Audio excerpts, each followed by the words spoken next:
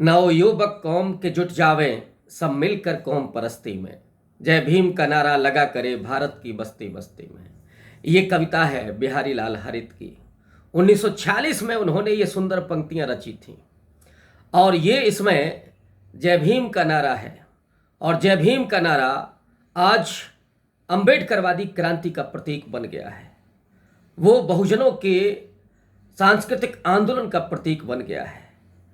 और इतना ही नहीं, यूपी में वो राजनीतिक आंदोलन का और राजनीतिक धारा का भी प्रतीक बन करके उभरा।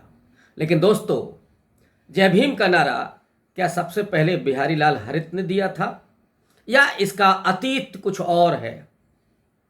दरअसल 1935 में बाबू हरदास ने इस नारे को दिया था। बाबू हरदास जो डॉक्टर भीमराव अंबेडकर के समर्थक थे, उनके वैचारिक साथी थे, उन्होंने ही सबसे पहले अपने उस नागपुर के क्षेत्र में अपने समाज के लोगों के साथ एकजुटता दिखाने के लिए, उनको संगठित करने के लिए जय भीम का नारा दिया था। जय भीम से मतलब है बाबा साहब अंबेडकर जिंदाबाद, भीमराव अंबेडकर जिंदाबाद, यानी बाबा साहब के विचार जिंदाबाद, बाबा साहब के सिद्धांत जिंदाबाद, बाबा साहब के जीवन के मूल्य जिंदाबाद। ये इस नारे का मतलब था और ये एकजुटता का प्रतीक बनकर के उभरा उस महाराष्ट्र में। लेकिन इस नारे को गति मिलती है आज़ादी के बाद। बल्कि मैं ये कहूँ कि इस नारे को जन जन तक पहुँचाने का काम और घर घर तक पहुँचाने का काम मानवर कांशीराम ने किया। वही कांशीराम जो पैदा तो पंजाब में हुए, महाराष्ट्र में नौकरी करते हुए वो बाबा साहब भीमराव अंबेडकर के विचारों से प्रभावित हुए और उन्होंने संकल्प लिया बहुजन समाज के बीच काम करने का। अपनी नौकरी छोड़ दी, घर बार छोड़ दिया और उसके बाद उत्तर प्रदेश को उन्होंने अपनी कर्मभूमि बनाया।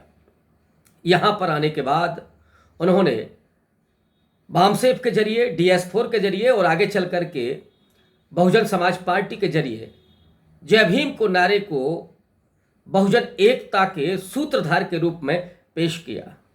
और ये नारा आगे चल करके अंबेडकरवादी आंदोलन का प्रतीक बन गया, बहुजनों की क्रांति का प्रतीक बन गया, सांस्कृतिक और राजनीतिक आंदोलन का प्रतीक बन गया। और ये नारा आज की तारीख में भारत ही नहीं बल्कि दुनिया के कई हिस्सों में भी वो लगाया जाता है।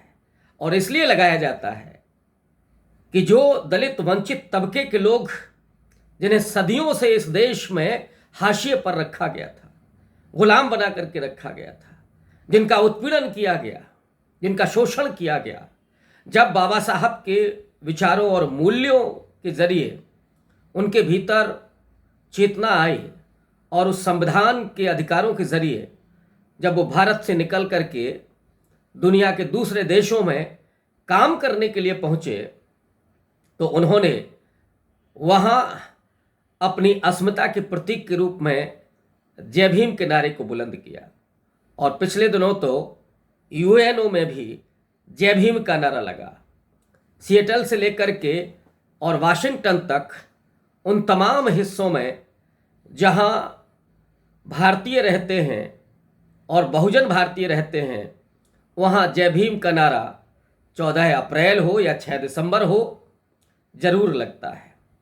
लेकिन आज की तारीख में जब बाबा साहब भीमराव अंबेडकर 21वीं शताब्दी के महानायक के तौर पर उभरे हैं, और ये बात मैं इसलिए कह रहा हूँ कि अगर 20वीं शताब्दी नेहरू और गांधी की थी तो 21वीं शताब्दी बाबा साहब भीमराव अंबेडकर की है। चाहे CAA के विरोध में प्रोटेस्ट हो या किसानों का आंदोलन हो या 2 अप्रैल का आंदोलन हो जिसमें नौजवानों ने शिरकत की थी, और वे नौजवान जिनके पीठ पर गोलियां मारी गईं, 14 नौजवान उसमें शहीद हुए। लेकिन इस फासिस्ट सरकार को झुकाया गया कि उन्होंने SC/ST एक्ट को बहाल किया। ये जय भीम का नारा आज बहुजनों की क्रांति का प्रतीक बनकर के उभरा है।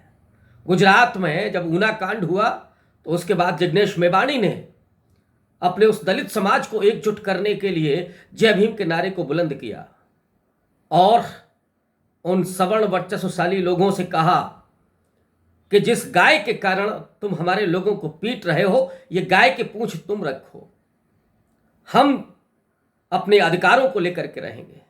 वो जिग्नेश मेवाणी आज उस गुजरात में दलित चेतना के प्रतीक हैं, दलित चेतना के नायक हैं।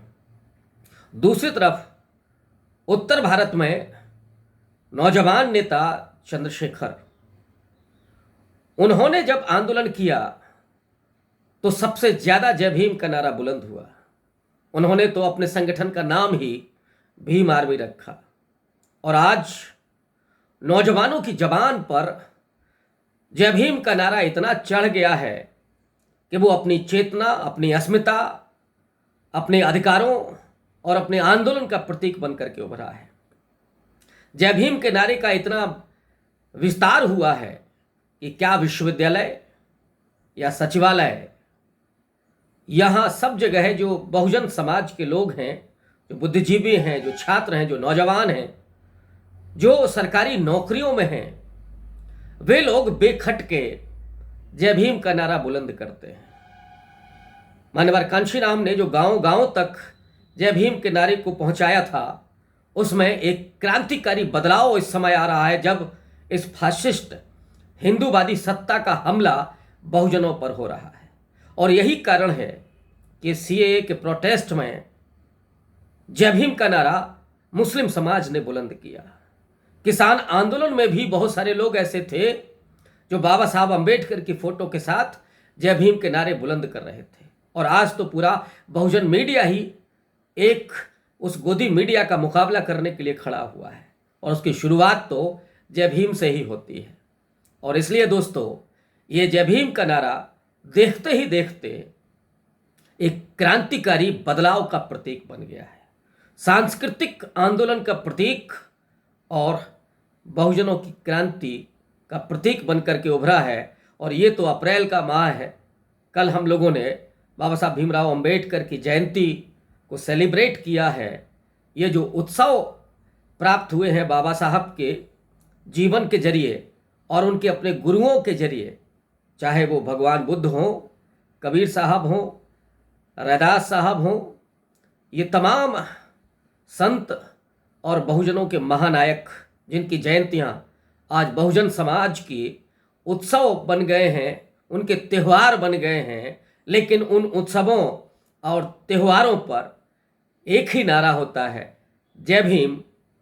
और आप सबको जय भीम। बहुत धन्यवाद।